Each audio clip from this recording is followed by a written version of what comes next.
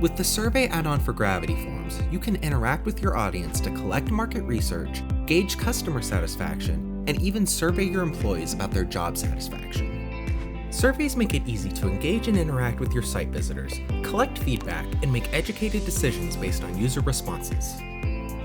To get started, you'll first need to install the Survey add-on. Under the Forms menu, select Add-Ons. Scroll down to the Survey add-on and then click the Install button.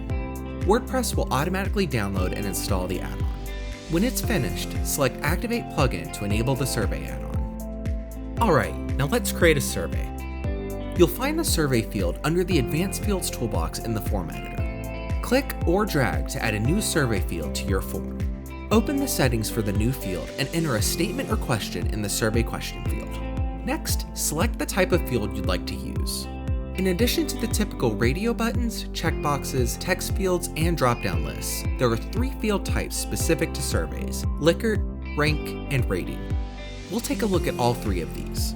By default, the survey field is set to Likert, which asks people to rate how strongly they feel about the statement or question you entered above. The user will then answer the question by selecting from the available choices you enter below. These choices usually range from strongly disagree to strongly agree. You can edit or rearrange these responses, and if you like, you can enable scoring to assign a numeric point value to each answer. The more points the user obtains, the higher their score will be. You can then display their score on the survey results page. You can even enable multiple rows, which allows you to create a variety of responses to choose from across multiple categories. For now, we'll just stick with 1 row. You can use the Required checkbox to make a field be required before it can be submitted. Alright, let's add another survey field. I'll add another question and choose the Rank field this time. Then I'll add a few choices, which users can drag and drop in the order of their preference. With that done, I'll add another survey field. I'll enter a survey question, and this time I'll choose the Rating field. The Rating field will display the classic 5-star rating. I can either use the default settings or click on Bulk Add to choose from a list of predefined choices. You can also add survey fields that use regular radio buttons, checkboxes, or even text fields.